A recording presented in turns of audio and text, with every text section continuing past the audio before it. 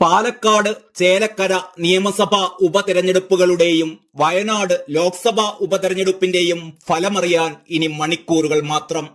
മൂന്ന് മുന്നണികളും നെഞ്ചിടിപ്പോടെ കാത്തിരിക്കുകയാണ്. വയനാട്ടിലെ തിരഞ്ഞെടുപ്പ് ഫലത്തെക്കുറിച്ച് ആർക്കും വലിയ സംശയങ്ങളൊന്നുമില്ല. പ്രിയങ്കയ്ക്ക് രാഹുൽ ഗാന്ധിയേക്കാൾ ഭൂരിപക്ഷം കൂടുമോ അതോ കുറയുമോ എന്നതും മാത്രമാണ് അറിയാനുള്ള ഒരേയൊരു കൗതുകം. അതിൽ വലിയ കാര്യമൊന്നുമില്ല. അങ്ങനെയല്ല ചേലക്കരയും പാലക്കാടും. ചേലക്കരയിൽ വിജയിക്കുക എന്നത് CPM-ന്റെ അനിവാര്യതയാണ്. കാലങ്ങളായി CPM-കാർ വൻ ഭൂരിപക്ഷത്തോടെ വിജയിച്ച ചേലക്കര കൈവിട്ടു പോയാൽ അത് ഭരണത്തിനെതിരായ വ്യക്തമായ വിലയിരുത്തലാകും. വരാനിരിക്കുന്ന തദ്ദേശ തിരഞ്ഞെടുപ്പിലും അതിനുശേഷം നടക്കാനിരിക്കുന്ന നിയമസഭാ തിരഞ്ഞെടുപ്പിലുമൊക്കെ CPM-നെ സംബന്ധിച്ചിടത്തോളം അതൊരു വലിയ പ്രതിസന്ധി തന്നെയാകും സൃഷ്ടിക്കുക. അതേസമയം കോൺഗ്രസിന് രമ്യ ഹരിദാസിലൂടെ ചേലക്കര പിടിച്ചെടുക്കാനായാൽ അവരെ സംബന്ധിച്ച് വരാനിരിക്കുന്ന തിരഞ്ഞെടുപ്പുകളിലെല്ലാം വലിയൊരു ഊർജം തന്നെയായിരിക്കും കിട്ടുക. ഇനി പാലക്കാട്ടെത്തിയാൽ സ്ഥിതി നേരെ തിരിച്ചാണ്. ഇത് കോൺഗ്രസിന്റെ അഭിമാന പോരാട്ടമാണ്. കഴിഞ്ഞ തവണ ഷാഫി പറമ്പിൽ ജയിച്ച മണ്ഡലം. എതിർ സ്ഥാനാർത്ഥി കരുത്തനായ മെട്രോമാൻ E ശ്രീധരനായിട്ട് പോലും 3859 വോട്ടിന് ഷാഫി ജയിച്ചു കയറിയ മണ്ഡലം. ആ മണ്ഡലം അവർക്ക് നിലനിർത്തിയേ തീരൂ. ഇല്ലെങ്കിൽ മഹാ നാണക്കേട് മാത്രമല്ല, വരാനിരിക്കുന്ന തിരഞ്ഞെടുപ്പുകളിലെല്ലാം അതവരെ കാര്യമായിട്ട് തന്നെ ബാധിക്കും. BJPയെ സംബന്ധിച്ച് കഴിഞ്ഞ തവണ കപ്പിനും ചുണ്ടിനുമിടയിൽ നഷ്ടപ്പെട്ട മണ്ഡലം അവർക്കത് എങ്ങനെയെങ്കിലും തിരിച്ചു പിടിച്ചേ തീരൂ. CPM കഴിഞ്ഞ 2 തിരഞ്ഞെടുപ്പുകളിലും ഇവിടെ 3-ാം സ്ഥാനത്താണ്. ഇത്തവണ പാർട്ടി ചിഹ്നം പോലുമില്ലാതെ കോൺഗ്രസിൽ നിന്ന് അധികാരമോഹം മൂത്തി ചാടി വന്ന ഡോക്ടർ P സരിനെയാണ് സ്ഥാനാർത്ഥിയാക്കിയത്. അവർ 3-ാം സ്ഥാനം എന്ന നാണക്കേട് മാറ്റിയെടുക്കാനാണ് ശ്രമിക്കുന്നത്. 2-ാം സ്ഥാനം കിട്ടിയാലും അവർക്ക് സമാധാനിക്കാം. പക്ഷേ സരീൻ ഗംഭീര വിജയം നേടുമെന്നൊക്കെയാണ് സഖാക്കൾ തട്ടിവിടുന്നത്. അതിലൊന്നും വലിയ കാര്യമില്ല. അവർ തന്നെയാണ് അവരുടെ പരാജയത്തിന്റെ കുഴി തോണ്ടിക്കൊണ്ടിരിക്കുന്നത്. സെൽഫ് ഗോളുകൾ തുടരെ അടിച്ചാൽ എങ്ങനെയാണ് കളി ജയിക്കാനാവുക? പാലക്കാട് ഇലക്ഷൻ പ്രഖ്യാപിച്ച് മണിക്കൂറുകൾക്കകമായിരുന്നു കോൺഗ്രസ് രാഹുൽ മാങ്കൂട്ടത്തിലിനെ സ്ഥാനാർത്ഥിയായി പ്രഖ്യാപിച്ചത്. അതോടെ പൊട്ടിത്തെറികളും തുടങ്ങി. ഡോക്ടർ സരീൻ പാർട്ടി വിട്ടു. പിന്നാലെ ഷാനിബും അങ്ങനെ മറ്റു പലരും. അത് കഴിഞ്ഞ് ജില്ലാ കോൺഗ്രസ് കമ്മിറ്റി സ്ഥാനാർത്ഥിയായി കണ്ടത് K മുരളീധരനെ ആയിരുന്നു എന്ന വെളിപ്പെടുത്തൽ. മുരളീധരന് വേണ്ടിയുള്ള കത്തും പുറത്തായി. പിന്നെ കള്ളപ്പണം കടത്തിയെന്നാരോപിച്ച നീര ട്രോളി ബാഗിനെ കുറിച്ചുള്ള വിവാദം.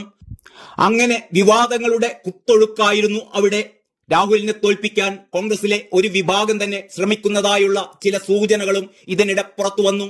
BJPയിൽ നിന്ന് അവരുടെ സോഷ്യൽ മീഡിയ താരം സന്ദീപ് വാര്യർ വോട്ടെടുപ്പിന് 3-4 ദിവസങ്ങൾക്ക് മുമ്പ് കോൺഗ്രസിലേക്ക് കൂറുമാറിയതോടെ ശരിക്കും കോളടിച്ചത് BJP ആയിരുന്നു. അവർ ഒറ്റക്കെട്ടായി കൂടുതൽ ജാഗരൂകരായി, കൂടുതൽ വീറോടെ പ്രചാരണത്തിനിറങ്ങി. ഇടഞ്ഞു നിൽക്കുകയാണ് എന്ന് തുടക്കം മുതലേ പറഞ്ഞു കേട്ടിരുന്ന ശോഭാ സുരേന്ദ്രൻ തീപ്പൊരി പ്രസംഗവുമായി കൃഷ്ണകുമാറിനോടൊപ്പം ചേർന്നു നിന്നു. കോൺഗ്രസ് ആകട്ടെ ആകെ പുലിവാലി പിടിച്ച മട്ടിലുമായി. സന്ദീപിനൊപ്പം ആരും വന്നതുമില്ല. ഉള്ള പ്രതിച്ഛായയും കുളത്തിലായി. പാണക്കാട്ടേക്ക് കൊണ്ടുപോയി തങ്ങളോടൊപ്പം ചേർത്ത് നിർത്തി ഫോട്ടോ എടുപ്പിച്ചിട്ടും പച്ചക്കേക്ക് തീറ്റിച്ചിട്ടുമൊന്നും വലിയ പ്രയോജനമുണ്ടാകുമെന്ന് അവർ കരുതുന്നില്ല. ഏറ്റവും ഒടുവിലതാ സുപ്രഭാതം പത്രത്തിലും സിറാജ് പത്രത്തിലും CPM നൽകിയ സന്ദീപ് വാര്യർക്കെതിരായ പരസ്യം അവരെ തന്നെ തിരിഞ്ഞുകൊത്തുന്നതും നാം കണ്ടു. കോൺഗ്രസ് പക്ഷത്തെ കുറച്ച് മുസ്ലിം വോട്ടുകൾ ചോർത്തി തങ്ങളുടെ പെട്ടിയിൽ വീഴ്ത്താനായിരുന്നു CPM-ന്റെ ശ്രമം.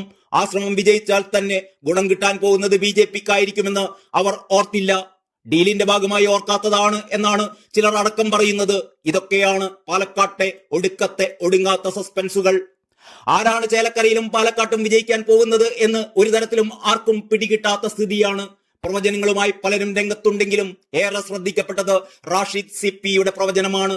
വടകരയിൽ ടീച്ചറമ്മ ജയിക്കുമെന്ന് എല്ലാവരും പാട്ടും പാടി നടക്കുന്ന കാലത്തായിരുന്നു റാഷിദ് CP വോട്ടിന്റെ കണക്കുകൾ അടക്കം പറഞ്ഞ് ഷാഫി പറമ്പിലിന്റെ ഗംഭീര വിജയം പ്രവചിച്ചത്. അത് കിറുകൃത്യമായിരുന്നു. അതിനു മുമ്പും റാഷിദ് CP-യുടെ പല പ്രവചനങ്ങളും കൃത്യതയുള്ളതായിരുന്നു. ഇടയ്ക്ക് ചിലതെല്ലാം പാളിയിരുന്നെങ്കിലും പൊതുവായി പറഞ്ഞാൽ പ്രവചനങ്ങളിൽ, പ്രത്യേകിച്ച് സോഷ്യൽ മീഡിയ പ്ലാറ്റ്ഫോമുകളിലൂടെയുള്ള പ്രവചനങ്ങളിൽ താരം തന്നെയാണ് ഇന്നും റാഷിദ് CP. റാഷിദ് CP ഈ 3 മണ്ഡലങ്ങളിലെയും ഫലം പ്രവചിച്ചു കഴിഞ്ഞിരിക്കുന്നു. ഏറ്റവും ഒടുവിൽ, അതായത് ഇന്നലെയാണ് പാലക്കാട്ടെ പ്രവചനം നടത്തിയത്. അതിങ്ങനെയാണ്: UDF 36.5% മുതൽ 39.5% വോട്ടോടെ മുന്നിലെത്തും. BJP 33.5% മുതൽ 37% വോട്ടോടെ 2-ാം സ്ഥാനത്തും. LDF 21.5% മുതൽ 24% വോട്ട് നേടി 3-ാം തവണയും 3-ാം സ്ഥാനത്തേക്ക് തള്ളപ്പെടും. രാഹുൽ മാങ്കൂട്ടത്തിൽ 5600 മുതൽ 9100 വോട്ടിന്റെ വരെ ഭൂരിപക്ഷത്തിൽ വിജയിക്കും. ഇനി ചേലക്കരയിലെ കാര്യം. ഇവിടെ UDF 41% മുതൽ 44.5% വരെ വോട്ടുകൾ നേടി മുന്നിലെത്തും. LDF 40.5% മുതൽ 43% വരെ നേടി അവർക്ക് തൊട്ടു പിന്നിൽ ഉണ്ടാവും. BJPക്ക് 12.5% മുതൽ 16% വരെ, DMK സ്ഥാനാർത്ഥിക്ക് 1.5% മുതൽ 3% വരെ. ചുരുക്കി പറഞ്ഞാൽ 1850 മുതൽ 4400 വരെ വോട്ടിന്റെ ഭൂരിപക്ഷത്തിൽ രമ്യ ഹരിദാസ് വിജയിക്കും. പാർട്ടി കൂർ എന്നതിനേക്കാളും വിഷയാധിഷ്ഠിത വോട്ടിംഗ് എന്നതിലേക്കുള്ള ആളുകളുടെ മാറ്റം ചേലക്കരയിൽ പ്രകടമാവുമെന്ന് കൂടി റാഷിദ് പ്രവചനത്തിനോടൊപ്പം പറയുന്നുണ്ട്. ഇനി വയനാട്ടിലെ ഫലം ഇങ്ങനെയായിരുന്നു റാഷിദ് പ്രവചിച്ചിരുന്നത്. UDF 60.5% മുതൽ 63.5% വരെ വോട്ടുകൾ നേടും.